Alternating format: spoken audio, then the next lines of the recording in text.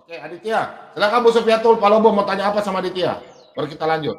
Kalau Ali Said sudah nggak bisa ya, dia nggak punya dalil dari tadi. Saya mau katakan saja begini, Pak. Saya mau tanya dia. Saya udah bawa dalil, Pak. Saya mau tanya Aditya. Sejak kapan Muhammad tahu bahwa itu adalah Jibril setelah peristiwa Gua Hira? Sejak berapa lama dia baru tahu bahwa itu adalah Jibril? Silakan jawab dengan dalil.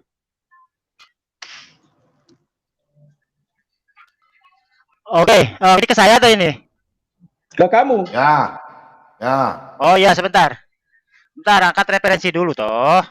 Gampang pertanyaan ini nih, pertanyaan kemarin sore ini. Ya. Ada berlanjut. Googling lagi. Oh bukan data saya ini. Data saya ini habis 2 tera ini soalnya. Ya, jawab. Mempesona sekali googling. Aditya Skakmat disuruh. Yang setuju Pak Bom sudah karungnya Aditya tindih 1 ya di Alkitab ya, saya sudah karungnya. Ini 1 dukungan, tindih 1 bahwa Aditya siap masuk karung. Klik 1. Ya. Kata Pak Bom tadi tidak cari menang kalah, tapi pakai Bukan, kita main, tidak ada menang kalah. Anda diam, Anda tidak tunjukkan dalil tadi. Tidak ada menang, cuma kita, saya dan Aditya bisa karung-karungan. Dengar. Betul. Tapi saya dengan Aditya sama 3 tadi, kata Pak Bom belum juga. Pak Bom ini gimana nih ini? Bukan, saya tidak marah ke Anda. Oke, ini tadi kan pertanyaannya itu di mana Nabi Muhammad itu mengenal Jibril kan? Ya, jangan diputar. Pertanyaan saya bukan itu. Gimana? Sejak kapan setelah peristiwa Gua Hira itu Muhammad kan tidak mengenal yang namanya Jibril. Kamu katakan Allah mengutuskan Jibril untuk menyampaikan firman-Nya kepada Muhammad, tapi Muhammad tidak mengenal Jibril. Berapa lama setelah itu baru Muhammad tahu itu Jibril? Dari siapa dia tahu? Tolong jelasin. Ya dari Allah ya, kita buka surat Quran, surat At-Takwir ayat 23. Aditya buka aja, Aditya punya buka saja. Aditya buka aja. Nanti dan bacakan. Kirim ke saya. Buka dan baca. Ya. Ada bisa toh? Ya, bukan. Oh, begitu. Ada saya. Saya share screen aja ya. Ini share screen-nya ini aja lah, kecil lah. Enggak apa-apa. Itu naikkan. Mana. Bacakan. Ya. Masih besar ya, toh. Itu aja lah. Nah, itu dia. Ya, itu kan. Itu kan Quran surat At-Takwir ayat 23. Artinya, dan sesungguhnya Muhammad itu melihat Jibril di ufuk yang terang. Udah jelas ketemu gitu loh. Ya kan? Artinya ketika Al-Quran diturunkan yang pertama kali itu ya udah dikenali oleh kamu tidak menjawab. Apa lagi? Ya itu dikenali, sudah ketemu kok. Kamu mengerti nggak kalimat saya? Berarti kamu sekolahnya nggak tinggi nih. Rendah kamu sekolah. Iya. Kan kamu tanya sejak kapan? Kamu dengar nggak kalimat saya? Dengar nggak kalimat saya? Gimana? Saya berkata tadi. Sudah berapa kali saya mengatakan sama kamu? Disinilah kalau kamu itu bukan pertanyaan saya tadi. Dengar baik-baik, ya. Allah SWT mengutus yang namanya Jibril kepada Muhammad, untuk menyampaikan firman di dalam Gua Hira, ya kan? Tapi Muhammad tidak mengenal siapa itu Jibril, karena itu dia dicekik 3 kali. Dan dia kabur lari masuk ke dalam selimut. Jangan bilang dicekik, Bang. Jangan. Oke lah, mau dicekik itu sudah salah. Jadi diapain? Itu sudah salah. Jadi diapain? Udah mau lanjut. Oke, ditekan dadanya sampai dia tidak bisa bernafas. Oke, itu kalimatnya ya.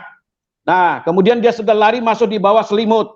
Dia tidak tahu itu siapa, bahwa itu Jibril. Oke, Sekarang dia tahu dari mana bahwa itu Jibril. Berapa lama sejak peristiwa itu terjadi di Gua Hira sampai akhir dia tahu bahwa itu adalah Jibril? Siapa yang kasih tahu dia? Sebentar saya buka hadisnya. Ya. Ya, perhatikan kalimat sendiri, saya. Perkenalkan diri. Ya. Loh, kok Jibril sendiri? Dulu, ya.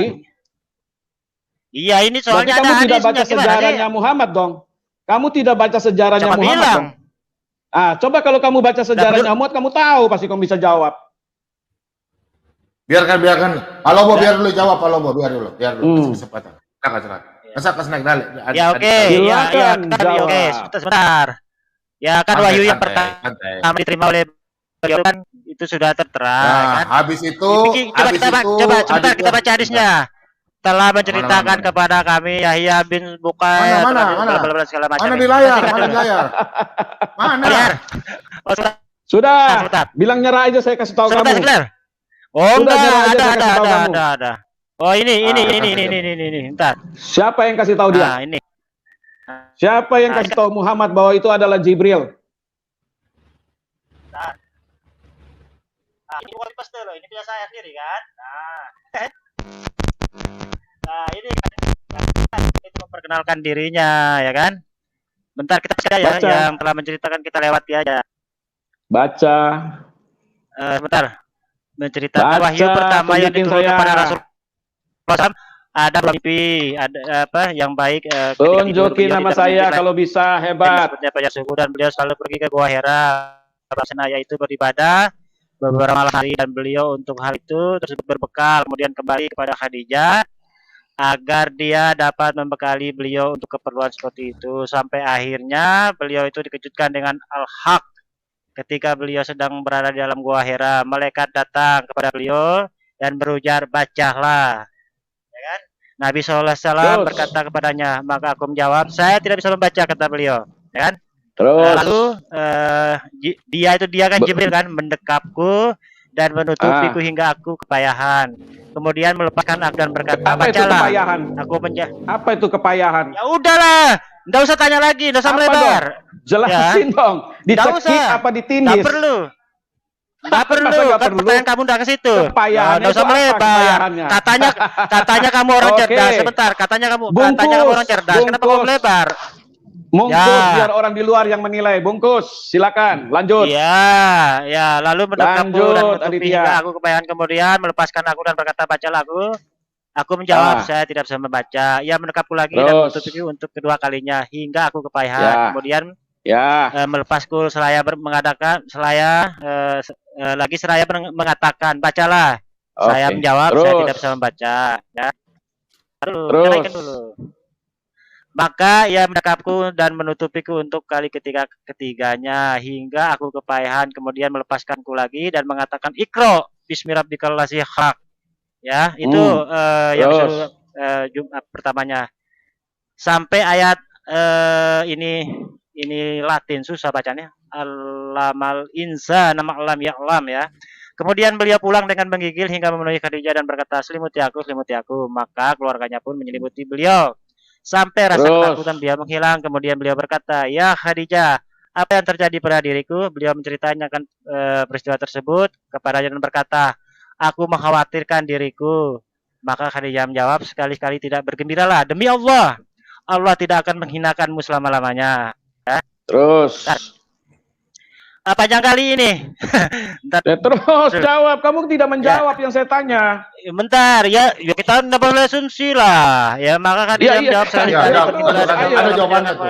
Ada jawabannya tuh, lanjut. Sebab sudah ada jawabannya. Ya, sebab engkau suka menyambung silaturahim, berkata jujur, menghilangkan kesalahan serta menjamu tamu serta membela kebenaran. Maka Khadijah pergi bersama beliau menemui Waraqah bin Naufal, ya, bin Asad bin Abdul Usai bin Qusais, anak paman Khadijah. Tapi jangan GR dulu. Naufal ini bukan pendetanya Kristen ini. Ini pendetanya Nasrani. Jawab aja. Nasrani itu berbeda dengan Kristen. Harus beda.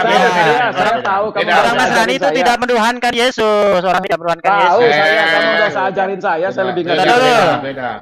Ya, Waraqah bin Naufal bin Asad bin Abdul Usais, anak paman Khadijah atau saudara ayahnya. Ia adalah semasa jahiliyah beragama Nasrani dan suka menulis kitab suci Arabi. ia menulis Injil Arabi dengan kehendak Allah. Dan Yes. dia seorang kakeknya yang cukup umur dan buta. Maka Khadijah berkata kepadanya, "Wahai anak paman, dengarlah apa yang dituturkan anak saudaramu." Waraqah bertanya, "Hai anak saudaraku, apa yang telah kau lihat?" Maka Nabi SAW mengabarkan apa yang telah beliau lihat. Spontan Waraqah mengatakan, nah ini kelanjut.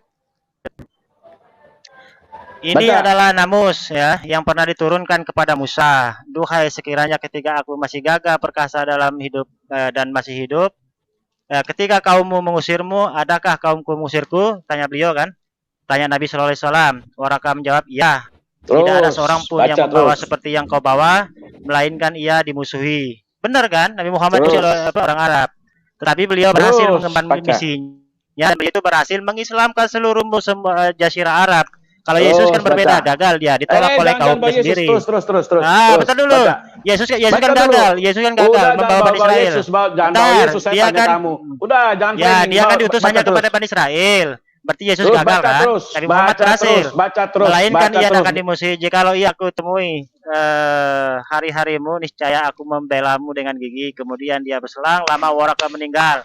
Dan wahyu berhenti beberapa lama hingga Nabi SAW sedih. Berita yang sampai kepada kami, kesedihan yang beliau alami sedemikian rupa hingga beliau beberapa kali ingin bunuh diri dengan cara menerjunkan diri dari puncak gunung. Tetapi setiap kali beliau naik puncak gunung untuk menerjunkan diri, Jibril menampakkan diri dan mengatakan, "Hai Muhammad," ya kan? Yes, terus. Ya ini kan bertemu kan? Hai Muhammad, sesungguhnya engkau betul-betul Rasul Allah. Ini pengakuan dari malaikat Jibril, ya. Nasihat ini menjadikan hatinya lega dan jiwanya tenang dan pulang. Namun jika sekian lama wahyu itu tidak turun, jiwanya kembali terguncang dan setiap kali ia naik puncak gunung dan bunuh diri. Jibril menampakkan diri dan menasihati semisalnya. Ibnu Abbas mengatakan tentang itu, falikul ishab, yaitu cahaya matahari ketika siang dan cahaya bulan ketika malam. Jelas Jibril itu memperkenalkan dirinya kepada Nabi Muhammad di situ. Mana? Clear masalahnya. Apa itu namus? Namus itu apa namus? Ya namus itu ya malaikat Jibril yang berjumpa dengan Musa itu sama. Kan setiap umat itu sebentar.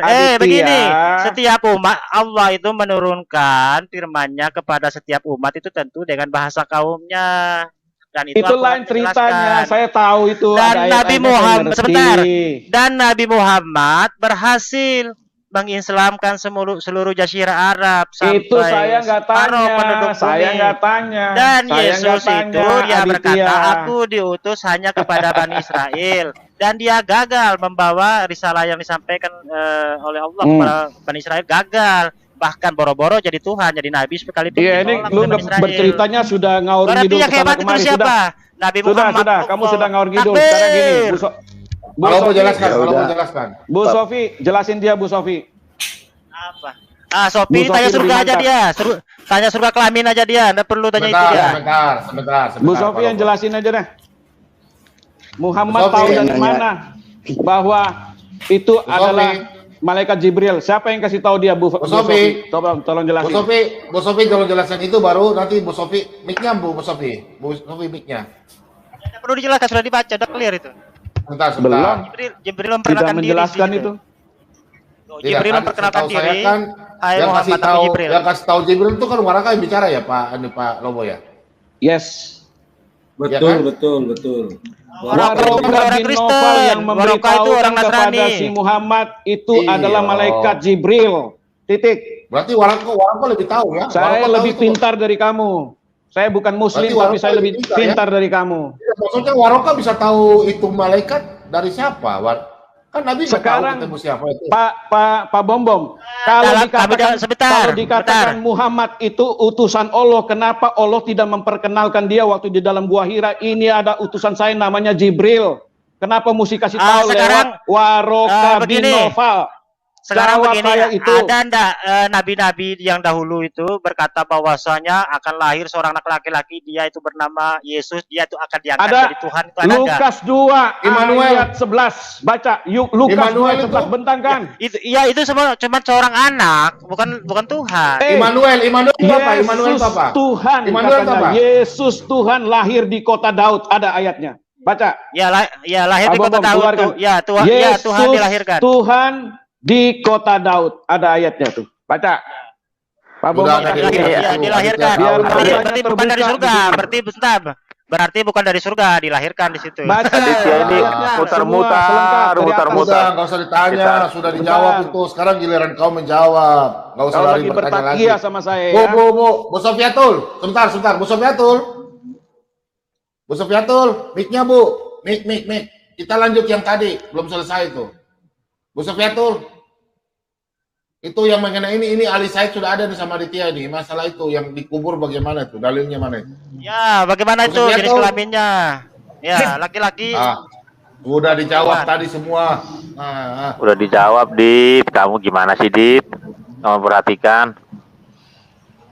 Bu Sofiatul. Lagi ngeteh kali, bikin kopi, Bu Sofiatul. Bikin kopi kali, Pak. Enggak, iya, yang benar. surat tadi aja, Pak. Yang katanya apa ya? Yang katanya itu yang apa? Yang itu yang Aditya punya, Pak. Ya, silakan. Yang tadi, Pak, yang 52 itu, ya coba ditampilin sebentar deh, Pak. Saya mau nanya, Pak. Al-Quran berapa? Yang tadi, itu. yang surat. Itu setelan tanduk itu. Tanya doang kalau itu kerjaannya. Itu nggak berilmu orang satu, malah saya diskusi sama orang itu. Nggak mau saya. Apa? Kalau sama Timothy jangan nggak malas ya, Dit. Kita kan tertawa, Dit. Ya, mending sama Timothy. Mending sama Timothy hari kita ya. Pak Simba juga enak loh. Gimana sih itu Pak Simba baik orangnya. Ya gantian sama Bang Ari lagi, Pak Bom. Dari tadi belum ngomong loh. Ya udah kalau Aditya takut ya udah saya ganti ke lain Ali Said kek. Ya, Ali Said. Aditya. Ali Said. Aditya. Ya. Pak Simba mau tanya Pak Ali Said. Silakan Pak Simba. Daripada Aditya dikarungin, mendingan Aditya mengarungi diri sendiri. Bungkus, bungkus. Silakan Pak Simba. Pak Simba mau pertanyaan ini. Tadi belum selesai Pak. Ali Said kau jelaskan per ayat. Kalian mati di kuburan mana? Silakan dalil, silakan. Baru nanti kalian bagaimana tubuhnya. Seperti tadi saya jelaskan. Tadi kan sudah dijelaskan satu mengenai alam barzah, Pak. Yang kedua tadi sudah dijelaskan mengenai jasad dalilnya. Nah sekarang Al-Hajj ayat 22, ayat 7, Pak. Sebentar. Al-Hajj 22 ayat 7. Bentar ya. Kamu kan tadi bilang kalau mati tubuh manusia punya roh itu kemana? Masih dalam tubuhnya ya? Kalau mati rohnya sudah keluar dari tubuh. Jasadnya rohnya kemana? Rohnya kemana? Roh kemana? Itu ke alam barzah. Alam barzah itu di mana? Kuburan? Bukan, dimensi lain. Buktinya kirim ke dia. Di mana itu Pak? Dimensi lain maksudnya kemana? Apa kemana? Dimensi lainnya kemana gitu Pak Ali? Dimensi lainnya itu namanya alam barzah, Pak Timothy. Kalau ditanya di mana itu dimensinya, bagaimana saya menjawabnya? Oke, rohnya, jiwanya. Surga di mana, gitu kan? Oke, jiwanya kemana Pak? Jiwanya? Ya jiwa itu kan roh itu, Pak Timothy. Beda, roh dengan jiwa beda Mas. Jiwa itu gini. Sebentar Mbak Ali, sebentar Mas Ali. Bang Ali gini, jiwa itu sama Mas Ali, ajaran siapapun sama. Jiwa itu gini, perasaan, kehendak, emosi itu jiwa Pak. Jadi kalau kita nangis itu jiwa. Kita beri merasakan panas, dingin, menggigil, sedih itu jiwa Pak. Silakan Pak Bobo. Sebentar, saya mau kasih masuknya dalam karung dulu. Sebentar. Ali Said, sebentar. Saya tanya kau dulu, sebentar. Teman-teman dia bilang jiwa dan roh sama ya. Kalau sekarang saya tanya Anda, kalau orang gila itu sakitnya apa? Sakit jiwa. Sakit jiwa. Tadi berarti sakit roh dan jiwa ya? Roh dan jiwa sakit ya? Tadi kan kau bilang roh dan jiwa sama. Berarti orang gila itu sakit rohnya dan jiwanya. Iya Pak. Jadi roh mana bisa sakit? Ya Pak Bobo, saya potong dikit Pak. Saya potong dikit Pak Ali. Sebentar Pak Ali. Pak Ali, sebentar Pak Ali. Pak Ali, Mas Ali sebentar. Sebentar dulu, aduh. Mas Ali sebentar. Ya sebentar. Mas Ali yang terkasih, yang terhormat ya. Di ajaran apapun, siapapun yang datangnya, mau saudara-saudaraku dari seberang, Hindu, Buddha, roh jiwa itu terpisah. Jiwa itu gini, perasaan, kehendak, emosi. Kalau kita marah, yang marah itu jiwanya. Ya, itu jiwa, perasaan, kehendak, emosi. Nah, roh kita beda dengan jiwa. Ya, jadi jangan sama ya. Jadi Ya, Mas Ali ini harus belajar lagi ya. Sebentar. Ke siapapun Anda tanya, ke siapapun di bawah kolong langit itu. Jadi bukan ini saya tidak berbicara about your religion, enggak. Jiwa dengan roh itu berbeda ya. Jadi jiwa, perasaan, kehendak, emosi. Misalnya Mas Ali nih kecewa, itu jiwanya gitu ya. Silakan Mas Ali, silakan. Sebentar. Saya tanya kau dulu. Kalau Pak Ali sakit di rumah sakit, apanya yang sakit? Tubuh saya yang sakit. Oke, tubuh sakit ya. Oke. Apakah orang-orang sakit? Apakah orang-orang gila? Mereka punya tubuh sakit nggak? Tubuhnya sakit nggak orang gila? Sakit Pak. Terutama di bagian otaknya. Tidak. Ada bagian yang putus, ada bagian yang terganggu dari saraf otaknya. Itu tubuhnya yang sakit bagian situ. Sekarang saya tanya, orang yang kerasukan, sebentar Pak Lobo, orang yang kerasukan, itu apanya yang sakit? Orang yang kerasukan apa yang sakit? Nah, itu ada bagian dari memori otaknya yang kau stop dong yang di sini. Tidak tahu Pak Bobon. Tidak. Saya tambahkan dikit ya. Pak, sebentar tadi Pak Bobon, sorry maaf. Sebentar Pak Bobon. Jadi kalau kita ke rumah sakit Mas Ali, contoh misalnya ada orang gila misalnya, yang dibawa bukan ke spesialis dalam.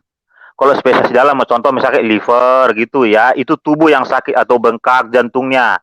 Nah, kalau kita sakit, jiwa kita terganggu, misalnya tertawa di jalan tol, misalnya jalan kaki gitu ya sendiri.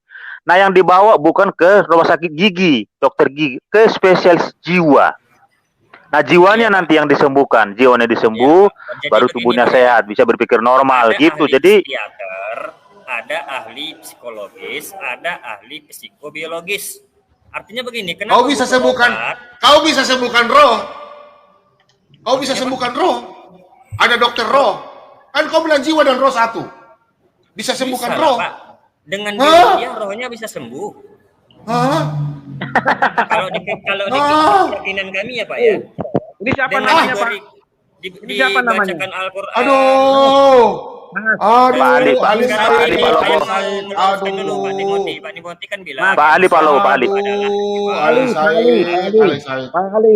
Pak Ali, sebelum kita jawab secara alkitabiah, kamu pergi ke rumah sakit jiwa, tanya dokter sakit jiwa saja. Udah, daripada kita debat sini diskusi nggak ada temunya, sampai malam juga nggak ketemu. Kamu besok pergi ke rumah sakit jiwa di Grogol, tanya dokter sakit jiwanya. Kalau orang sakit jiwa itu apa? Rumah sakit jiwanya Pak. Sebentar. Sini saya kasih tahu kau ya. Nanti kau ke Ustadz, yang biasanya kasih keluar roh setan itu ya. Pak Bobom ini biasanya kasih keluar setan ya. Kau ke Pak Ustadz kau yang kasih, kan kau tidak tahu masalah dunia roh. Saya yang tahu. Anda tanya orang Ustadz yang pintar ya. Tanya sama Pak Ustadz yang pintar. Pak Ustadz, kalau orang setan kerasukan di manusia, apa yang dikeluarkan? Itu namanya roh jahatnya yang dikeluarkan. Ya, kau paham roh jahat? Kalau orang yang kecam saya kasih keluar roh jahat, tapi saya nggak bisa kasih perbaiki orang gila, tidak bisa. Itu bukan ahli saya. Kalau orang kerasukan itu rohnya yang sakit, dia perlu panggil hamba Tuhan atau Pak Yai, keluarkan roh jahat itu, usir. Itu namanya rohnya yang sakit. Ya, saya kau bilang jiwa. Emangnya kau dengar? Emangnya kau punya guru bisa sembuhkan jiwa? Orang-orang sakit jiwa nanti semua lari ke kau loh. Otak kau gimana? Kapan saya bisa jelaskannya ini Pak Bom? Pak Bom, saya mau tanya tadi Ali Said ini bilang ada apa? Psikobiologis. Itu artinya apa? Psikobiologis. Silakan tanya dia. Begini Pak. Ya, psikobiologis itu adalah gangguan kejiwaan yang disebabkan oleh organ-organ biologis. Begini Bang Ali Said. Saya coba googling. Saya cari psikobiologis, nggak ada itu. Kalau begitu bahasanya dirubah menjadi biopsikologis. Ini istilah Inggris asing gitu. Bahasa kalau bisa itu kalau saya jelaskan ya. Kenapa orang gila saya jelaskan ya. Enggak ada. Kalau gitu ya berarti kalau psikologi itu Pak biologi itu tidak sama dengan kejiwaan. Psikologi itu masuknya jiwa kepada kejiwaan, but not biology. That's very different gitu loh. Jadi sakit jiwa nggak ada hubungannya sama biologi sama sekali? Of course not, karena itu kejiwaan. Gini. Oke lah, Ini Mas Ali saya terangin, Mas Ali, Ibu Audrey sebentar. Sebentar Bang Ali saya terangin Bang Ali. Sebentar Bang Ali. Jadi kalau orang sakit jiwa, ya Bang Ali, sebentar Bang Ali.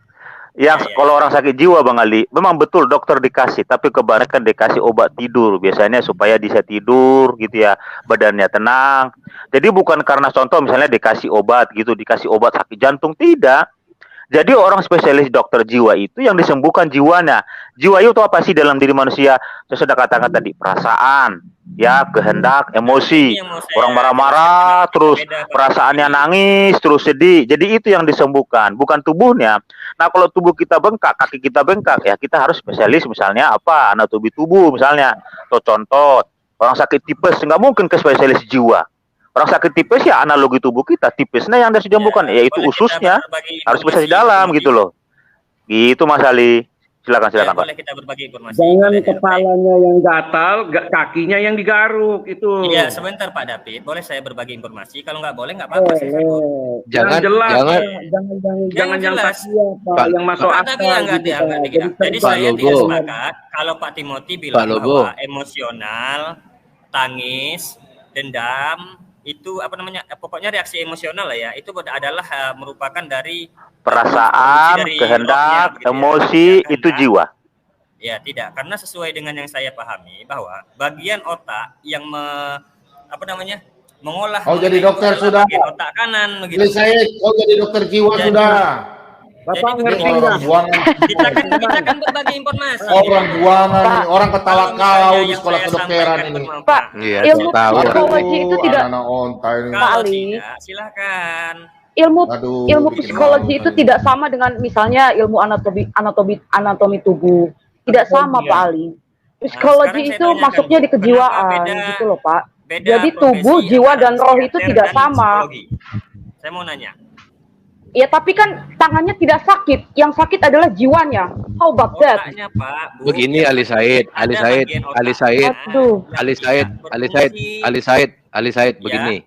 begini, kamu jangan sok pintar. Ini sudah zaman internet. Iya tadi sendiri kamu bilang psikobiologis, istilah itu tidak pernah dikenal, itu satu. Kemudian kamu coba menerangkan kejiwaan, sementara jiwa kamu sendiri pun sakit, gitu loh. Analisis, Bapak sudah melakukan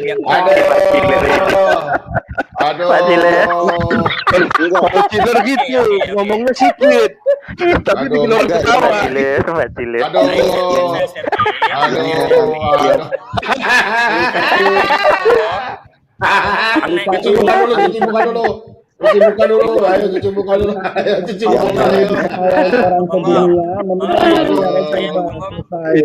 Itu sama halnya dengan begini Ali Said. Itu sama halnya dengan begini, orang buta huruf ngajarin orang. Itu sama halnya dengan kamu ini sekarang, sama halnya orang buta huruf ngajari membaca. Nah itu sama gitu. Siapa yang buta huruf ngajari membaca? Pak Ali, menurut saya kamu belajar banyak lagi deh. Ya kan? Ya. Kalau kamu belajar lagi itu mau dengar orang itu lebih cerdas daripada kamu bantah-bantah. Sudah salah sebut lagi. Kedengaran orang di luar sana juga kamu dibilang kamu dibilang orang luar sana itu bloon loh. Naik kan Yang anehnya Ali bisa ceritain jiwa tapi nggak masuk dokter Ikatan Dokter Indonesia. Jadi gue dengerin orang sarap dong gitu. Iya, ya naikkan setidak-tidaknya dokter biar kita jelas, jangan framing seperti ini. Apa nih? Apa nih? Apa? Setidaknya AC kan menantang saya kan gitu. Nah, di sini coba lihat ya. Bapak bukan dokter psikologi. Merupakan pendekatan dari aspek biologi manusia pada dasarnya mewarisi. Kasih besar. Waduh, kasih besar. Masa kalau tangan yang luka? Masa kalau tangan yang luka yang sakit jiwanya? Bentar, masa kalau tangan yang luka jiwanya yang sakit kali? Kamu dokter ya? Aduh, biopsikologi merupakan pendekatan psikologis dari aspek biologi. Saya baca ya. Baca, Bu. Bentar ya Pak Ali ya. Oke, biopsikologi. Biopsikologi merupakan pendekatan psikologi dari aspek biologi. Manusia pada dasarnya mewarisi sifat-sifat fisik dari orang tuanya, atau juga nenek dan kakeknya secara genetik. Ciri-ciri ini tampak melalui aspek tinggi badan, warna kulit, warna mata, keadaan rambut. Berarti di sini sangat jelas ya, warna kulit, tinggi badan, ini mengenai tubuh, bukan jiwa. Lurus atau keriting, ketebalan bibir, dan sebagainya. Demikian para ahli biopsikologi melihat bahwa sifat dan tingkah laku manusia juga mengalami pewarisan pada induk asal. Sebagai contoh sifat pendiam, aktif, dominan atau pasif adalah ciri-ciri sifat alamiah manusia dan tidak dipelajari melalui pengalaman. Jadi jelas ya, di sini dikatakan ciri-ciri ini nampak melalui Ciri-ciri ini tampak melalui aspek tinggi badan, warna kulit, warna mata, keadaan rambut, lurus atau keriting. Sebentar, itu bukan analogi, tetapi itu riset, Pak. Jadi kalau tubuh jasmani, jadi kalau tubuh jasmani itu tidak sama dengan luka jiwa. Kalau tubuh jasmani luka itu seperti misalnya kita tergores pisau. Kalau menurut saya tidak sepakat dengan itu. Sekarang saya tanya sama Bapak, kalau tangan Bapak tergores, kalau tubuh jasmani Bapak tergores, apakah jiwa Bapak tergores? Of course not, karena Bapak orang waras. Ya, buktinya kan yang tergores itu kan jasad yang hanya bangkai, tapi yang merasakannya jiwa. Berarti ada hubungannya dong antara biologi dengan jiwa itu, dengan roh itu. Itu rasa sakit. Ya sekarang saya tanya sama Bapak, gimana sih Bapak rasa? Jiwa itu rasa. Tidak nah, udah kita tanya dulu deh, Pak Andre, Bu Andre, saya tanya dulu Aditya deh. Saya tanya supaya nggak berlama-lebar. Aditya, jadi gimana tadi? Jadi di surga Pak Aditya ada jual knalpot motor ya? Lanjut. Begini, asik kita bicara surga. Jadi begini. Tar dulu Aditya. Tar dulu. Di surga Bapak tadi ada jual knalpot motor ya, bisa ya kalau saya misalnya gitu ya, bisa jual knalpot motor ya? Ya, kalau memang Bang Timothy kesukaannya jual knalpot ya jual aja, enggak apa-apa. Kalau memang itu membuat Bang ada ya, berarti di surga Bapak, di surga Bapak Aditya kalau saya sukanya jual knalpot motor, berarti ada ya di sana ya? Iya, jadi tinggal dijual, tapi nggak ada yang beli, Bang, nggak ada yang beli di sana. Oh, ya, tidak. Yang pasti kalau misalnya kesukaan saya tujuan untuk baik misalnya di surga Pak Aditya, saya mau jual knalpot motor ada ya? Boleh, ada. Tapi nggak ada yang beli. Oh ya udah, itu aja ya. Terus teman-teman dengar ya. Jadi ada jual knalpot ya. Ya udah lanjut. Saya mau tanya Timothy lagi nih, Timothy ini kan ahli kitab nih ceritanya. Sekarang begini, ya, misalkan ini saya ya. kapan nanyanya? Sebentar, misalkan. Belum banyak tanya, belum jawab itu yang kubur itu. Badan kemana kuburan itu? Belum jawab itu. Sebentar dulu. Nanti kita bicara kubur ya. Misalkan ini ya, ada seorang, ini kan kita bicara surga nih, menarik ya. Misalkan ini bapaknya muslim, ya, ibunya muslim, pokoknya latar belakang keluarga muslim lah ya. Terus dia ini melahirkan anak ya. Tapi harapan orang tuanya kepingin anak itu tetap sehat, kepingin panjang umur dan segala macam, tetapi takdir menentukan lain ya. Taruhlah dia itu begitu lahir, baru umur 1 bulan meninggal misalkan. Dan orang tuanya Islam ya, bapaknya ibu Islam. Kalau menurut keyakinan Kristen ini, apakah bayi ini masuk neraka atau masuk surga ini? Apa itu? Bayi yang meninggal. Kenapa? Ya, misalkan begini ilustrasinya. Bapaknya muslim, ibunya muslim. Pokoknya dari muslim yang taat lah ya. Dan dia ini ya jelas namanya muslim, tidak mungkin percaya Yesus kan. Nah, dia ini tiba-tiba istrinya mengandung kan, terus istrinya melahirkan, dan anaknya itu yang lahir tuh baru 1 bulan ya, tiba-tiba meninggal ya dengan alasan tertentu ya, meninggal ya. Ketika bayi ini meninggal, apakah dia ini masuk surga atau masuk neraka? Menurut keyakinan Kristen gitu lah. Orang tuanya Islam atau Kristen? Menurut keyakinan lu bagaimana? Menurut keyakinan lu bagaimana? Oh ada. Nanti saya tanya Kristen dulu, nanti kita ikut-ikutan nanti. Orang tua yang kau tanyakan ini iman Kristen atau iman Islam? Iman Kristen. Kan ya, iman Kristen. Ini kan orang tuanya dari Islam. Orang tuanya Islam, bapak ibunya Islam. Terus kalau istrinya melahirkan anak kan. Islam saya nggak bisa jelaskan. Ya, terus anaknya ini mati baru berusia 1 bulan gitu loh. Ini masuk ke surga atau masuk ke neraka? Nggak ada ayatnya di Alkitab itu, jadi kita nggak bisa jawab.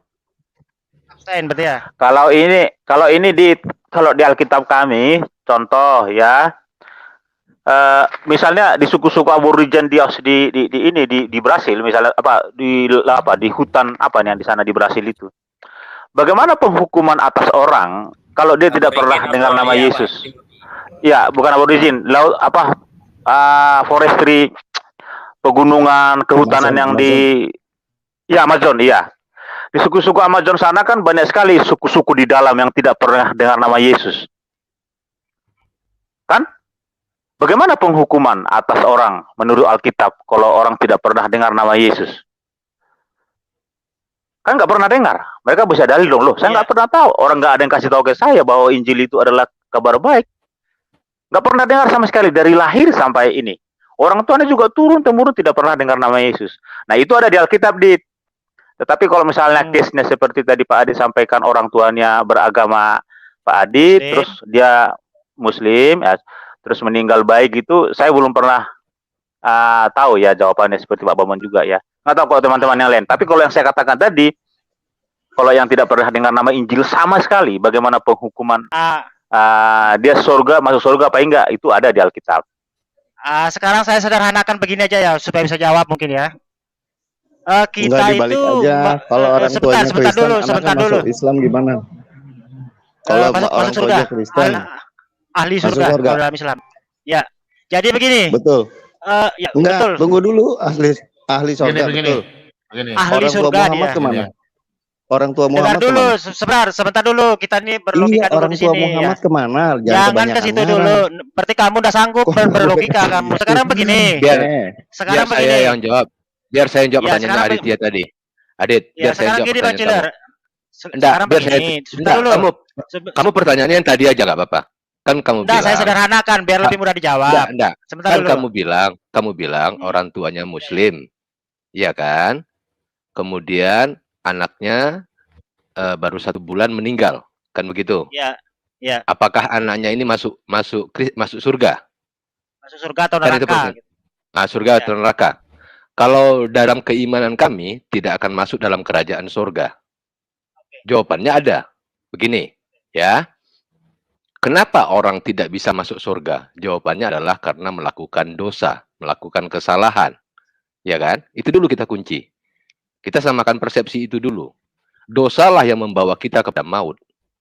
Upah dosa adalah maut. Kan itu, ya.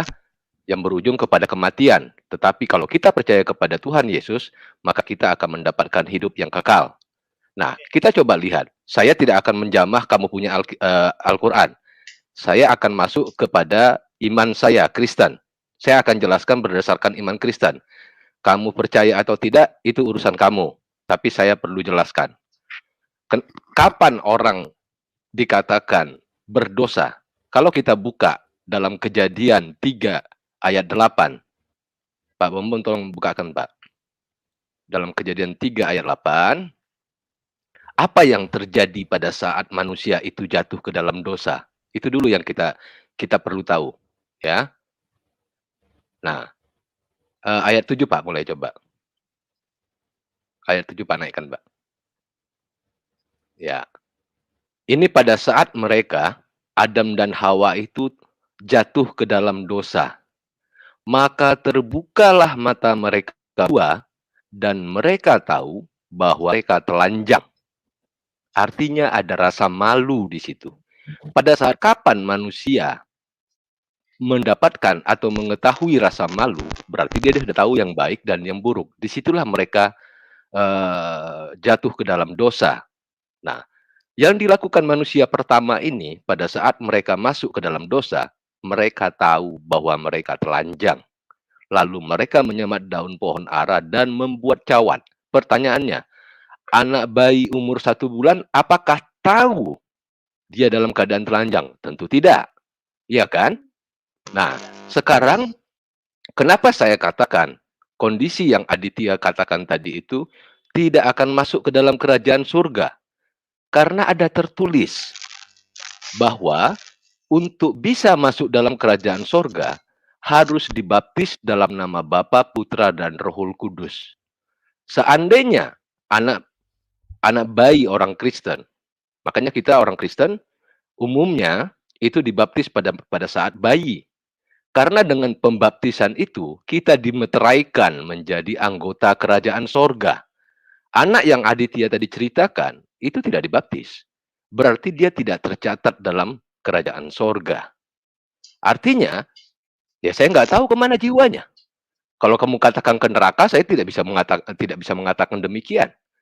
Tapi kondisinya, dia tidak dibaptis. Dia tidak dicatat, tidak dimeteraikan sebagai anggota kerajaan sorga. Iman Kristen mengatakan, orang yang tidak mengikuti Tuhan Yesus, upah dosa adalah maut. Maut itu ujungnya ke neraka. Itu jawaban saya. Silakan yang lain nambahkan kalau bisa. Oke, jadi begini sebentar. Jadi begini, bagus tadi uraiannya.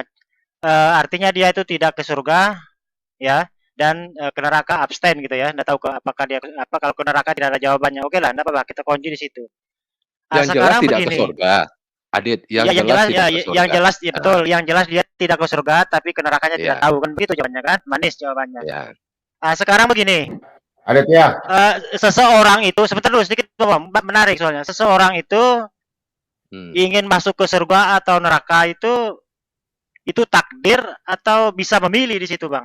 Seseorang bisa itu memilih masuk surga atau masalah? Bisa memilih ya? Bisa memilih. Kalau kami bilang bisa memilih. Kenapa? Oke, siap, mantap. Karena hanya kita yang bisa memilih apakah kita mau dibaptis atau tidak. Kamu tidak memilih untuk tidak memilih untuk dibaptis, berarti kamu memilih untuk masuk ke dalam neraka. Oke, siap, mantap. Tapi kalau kamu bersedia untuk dibaptis, artinya begini, Aditya. Iman Kristen itu mengatakan bahwa baptisan kudus itu adalah memeteraikan kita sebagai anggota kerajaan surga. Kamu melakukan perbuatan baik, silahkan. Memang itu dianjurkan oleh setiap agama manapun. Tetapi apakah itu akan bisa membawa kamu ke dalam kerajaan surga? Tidak bisa. Kenapa? Karena kamu tidak. Karena kamu dimeteraikan sebagai bagian kerajaan surga itu sendiri. Ya, oke, menarik. Jadi begini, kita masuk kita masuk surga atau neraka itu adalah sebuah pilihan dan itu bukan takdir ya. Karena kita bisa memilih ya, kalau kita mau ke surga ini jalannya, ke neraka ini jalannya, kan begitu ya. Artinya di situ manusia itu diberi free will ya. Silakan mau ke neraka ini jalannya, mau ke surga ini jalannya. Nah, sekarang pertanyaan selanjutnya. Apakah bayi yang meninggal itu saat dia meninggal di umur 10 tahun itu apakah dia itu bisa memilih di situ? Menentukan hidupnya di situ. Apakah dia ingin memilih kemana? Apakah dia ada peluang untuk memilih di situ, Bang? Saya tanya, apakah bayi seperti itu sudah tahu tentang segala sesuatu? Tidak, ya kan? Tapi apakah orang tuanya tidak bisa menentukan pilihan untuk anaknya? Sekarang begini ya, kita sudah bicara orang tuanya dulu. Ini bayi ini bisa memilih enggak? Iya, sekarang dia juga punya free will di sini. Dia punya free will di sini. Bisa memilih bayi, yang namanya bayi. Saya kasih cepat jawabannya supaya selesai. Sudah saya jawab cepat selesai. Aditya, yang kau tanya ini bayi atau anak umur 10 tahun? Ya. Umur 1 bulan katanya, Pak. Aditya. 1 bulan. 1 bulan, bukan bicara ke 10 tahun ya. 1 bulan ya. 10 tahun, 1 bulan apa-apa lah. Yang penting akalnya belum sempurna, maksud saya begitu. Ya pokoknya. Nah, saya jawab sesuai dengan firman Tuhan di Alkitabiah ya. Oke, Aditya ya. Saya akan jawab secara Alkitabiah. Untuk iman Kristen ya, ingat. Ya, iman Kristen. Yang di rumah juga dengar ya. Ini orang tua Kristen, istrinya Kristen. Ini sudah nikah, diberkati di gereja, kawin, diberkati. Punya buah anak, ini saya jelaskan secara iman. Buah anak lahir. Ya. Anak buah anak ini, hasil buah cinta ini anaknya meninggal. Belum dibaptis. Meninggal, pas hari itu meninggal. Oke? Oke? Mantap. Nah, saya jelaskan. Oke, paham ya? Saya tidak bicara iman Anda, anak muslim saya nggak bisa jawab itu. Oke? Nah. Saya jawab. Sebentar. Sekejap ya. Pertama saya jawab dalam 1 Timotius. Saya tidak menyalahi ya, saya kasih kau 3 dalil ya. Bentar ya. Saya tidak bisa terangkan ayat ini. Ini pertanyaan kau nih, kau mungkin cari di dalam YouTube, tidak ada yang jawab. Tapi kalau kau tanya di Pak Bomom yang jawab. Sebentar, saya kasih kau 3 ayat dulu.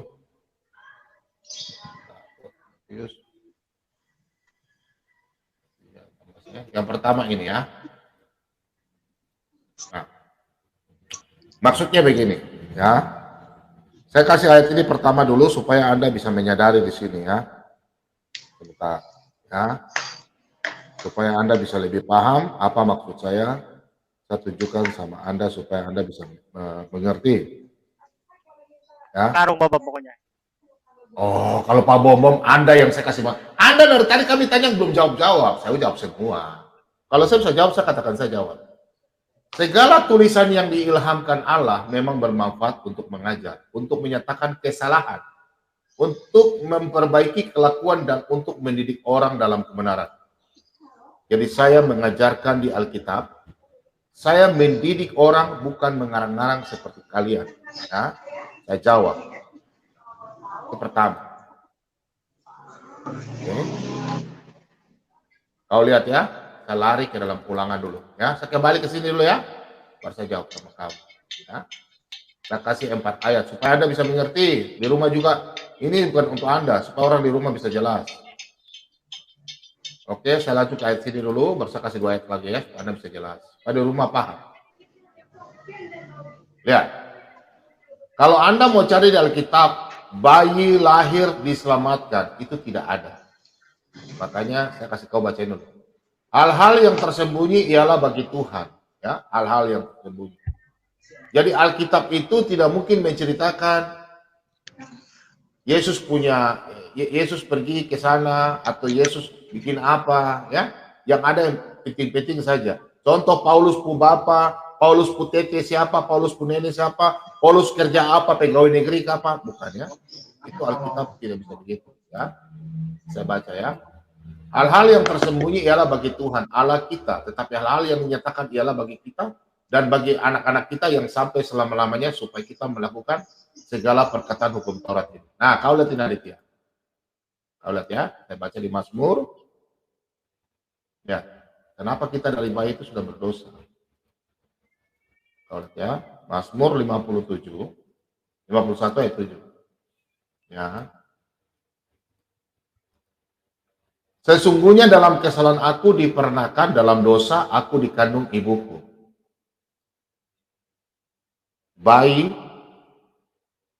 namanya dosa waris dari Adam dan Hawa.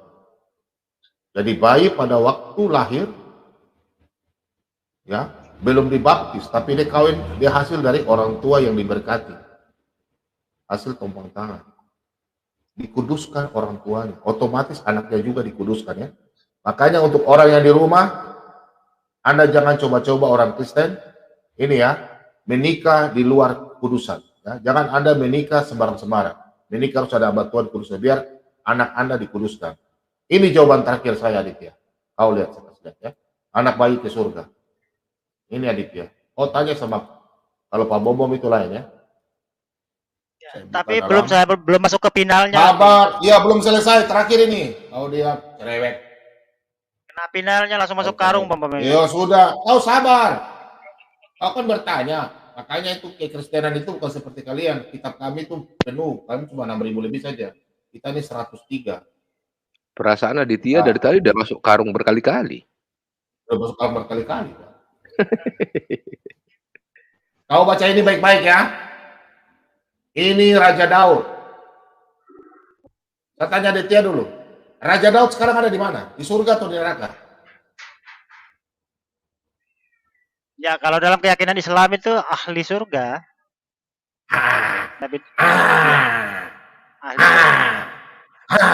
Oke.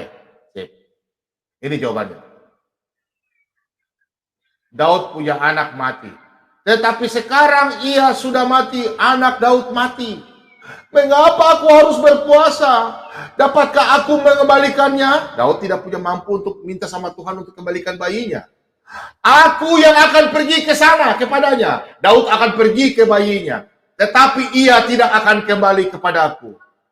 Daud yang akan pergi ke sana. Kemana? Ke surga. berarti Daud akan pergi ke anaknya, karena anaknya sudah mendahului. Berarti anak bayi di surga. Orang tuanya, saya punya anak sudah mati duluan pada waktu bayi, saya akan pergi ke surga. Karena apa?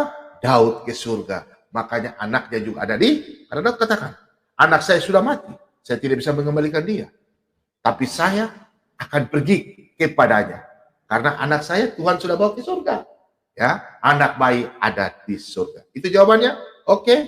Sip, Anda mau terima tidak? Terserah. Oke. Gantian, terakhir ini. Gantian. Terakhir, sebentar. Banyak orang Terakhir di sini ini, Mbak. gantian. Terakhir ini klimaknya di sini. Ini kan gantian sebentar, dong. ini Jangan bentar dulu, Mbak. Terakhir habis ini. Sudah masuk karung ya. Sudah saya jawab. Udah dijawab. Gantian udah. Iya. Itu udah. Itu iman kami. Enggak usah. Enggak usah. Sebentar. Ngobrol lagi, Ya oke lah. Ya saya hargai imannya. Sebentar. Terakhir begini. Aditya, Sebentar dulu, terakhir. Di Islam Sabar. diajarin Jangan malu nggak tergoncang. sih? Enggak, di Ya, ayat sebentar. Quran diajarin malu nggak? Enggak, Quran Udah, ngajarin nggak usah, malu nggak? nggak usah tanya malu. Ya, Enggak, terakhir ya, Bob ya. Sebentar. Jawab dulu. Jadi Quran begini, ngajarin malu nggak? ya menarik Enggak, tadi Quran jawabannya ngajarin Bob malu ya. Enggak, Itu kan Quran dari ngajarin malu. apa namanya? Kan keyakinan Kristen ya. Kan itu jika orang tuanya Kristen maka dia itu masuk surga. Oke, bagus. Tetapi kalau orang tuanya dari Islam tadi kan ngambang ya, nggak bisa dijawab. Nah, sekarang begini. Jikalau dia bayinya itu tidak masuk surga, oke lah. Itu menurut kepercayaan Bob dan saya hargai itu ya. Tante, kamu jangan klaim bilang ngambang. Kamu jangan klaim bilang ngambang, Aditya. Ya, dengar dulu, oke. Saya tadi mengatakan tidak masuk ke dalam kerajaan surga. Iya, Bukan betul. ngambang, Aditya. Tidak masuk ke dalam surga. Iya, Ya, jangan oke, kau tidak bilang masuk ngambang. ke dalam kerajaan Aditya, surga. Oke. lu bisa Arab ya, Sementara kita diajarin masuk malu surga ya? itu kan Ya, harus bisa Aditya. memilih. Ya, sekarang dia itu tidak Lu nggak masuk diajarin surga malu. karena dia ayahnya beragama Islam, orang tuanya beragama Islam. Bukan Artinya, masalah sebentar itu. dulu. Bukan masalah itu, Gimana kamu kan sih? salah tangkap. Kan saya katakan dia tidak nggak sanggup bagaimana dimeteraikan.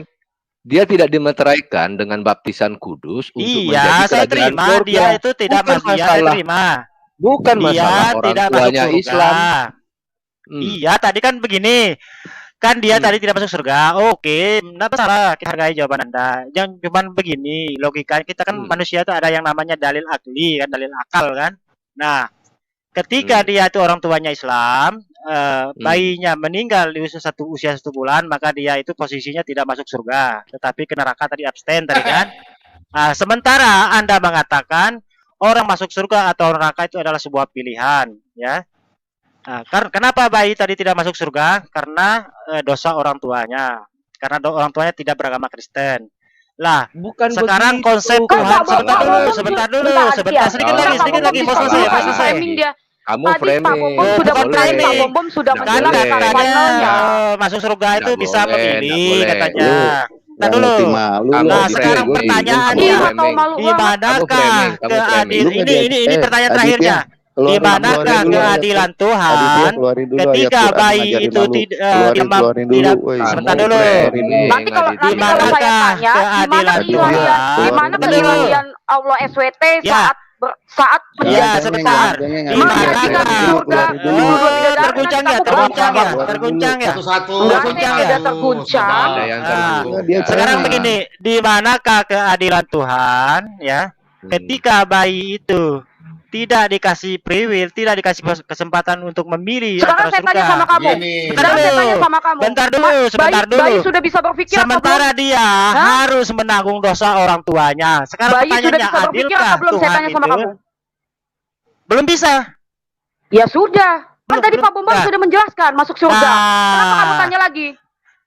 Ya, itu kan orang tuanya Kristen, katanya Bom tadi. Oh enggak, bayi masuk surga. Kamu jangan framing. Pak Bom sudah menjelaskan. Ini tadi Kristen apa Islam nih orang tuanya Kristen Bom yang masuk surga itu? Ya Raja Daud kemana? Ke Tuhan Yesus bukan ke Allah SWT. Oh, sejak kapan Daud Tuhan kan Yesus? Daud tidak membawa agama. Kamu kok. Iya, maksud saya. Diam dulu Aditya. Raja Daud itu tidak membawa agama. Dan Pak Bom sudah menjelaskan bayi itu masuk surga. Kenapa kamu tanya lagi? Oh, tapi kenapa Pak Cilar bilang tidak katanya tadi? Yang benar yang mana yang diikuti ini? Loh, kamu nggak usah framing di sini. Nanti seolah-olah sudah bilang itu membingungkan. Kau usah kamu framing kayak gitu. Gantian yang lagi beragama ini, kita beragama itu harus masuk akal kita, jangan imani saja, kita harus logis. Aditya, sabar ya, Aditya. Nih. Kamu kan bertanya keimanan Kristen. Saya nggak menjawab keimanan Islam. Saya berkata bahwa Kristen itu masuk surga. Kalau memang kamu bertanya, bagaimana dengan bayi Islam? Saya nggak bisa jawab. Paham nggak? Paham ya? Saya hanya menjawab keimanan kekristenan orang Kristen menikah. Karena saya tidak mau memberi contoh. Kalau saya jawab kamu punya bayi masuk surga, nanti anak-anak Kristen, ya, saya punya jemaat-jemaat, ya, mereka akan melakukan perzinahan di luar nikah. Kau paham nggak efeknya? Hah? Orang Kristen, anak muda, jangan dengar Aditya, dengar Pak Bobo. Kalian jangan coba-coba melakukan pernikahan di luar, ya, bikin anak di luar pernikahan kudus. Ya. Kalau Anda ini mau pancing saya, tidak bisa. Maksud saya adalah pernikahan yang dikuduskan, baru bisa punya anak. Jangan bawa saya nggak bisa jelaskan gitu. Kalau Anda mau kawin punya anak, saya tidak bisa jawab. Saya nggak bisa jawab. Oh tidak. Ya, saya hanya bisa begitu, Aditya. Oke? Saya sedikit Pak Bom. Silakan. Ya, Aditya, saya sarankan begini Aditya, sebelum kamu dikarungin, lebih bagus mengarungi diri sendiri.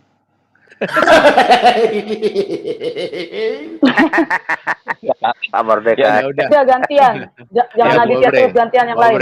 Silakan. Oke, Obre. Nah, yang kedua, setahu saya yang jelas masuk neraka tuh Aditya. Terima kasih.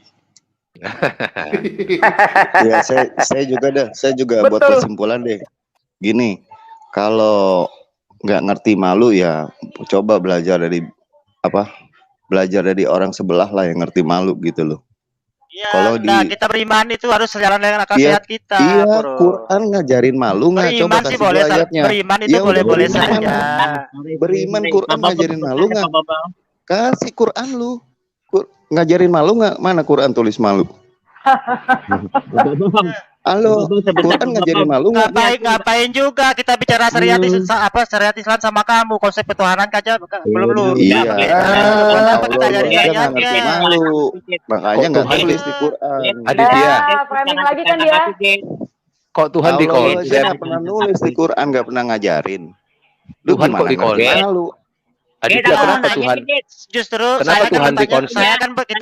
Kita bermain akal sehat dulu. Kita bermain akal sehat. Lah situ nggak sanggup bermain akal sehat, situ nyerang pribadi, situ punya malu lah nyerang pribadi. Aditya. Nah justru yang belajar malu nyerang pribadi. Kamu punya malu nggak nyerang pribadi itu? Bentar Aditya. Aditya giliran saya nanya Aditya. Ayo kita tanya hadis sama dia. Bukan, saya mau tanya. Kalau bayi laki-laki masuk surga Islam dikasih 72 bidadari juga nggak?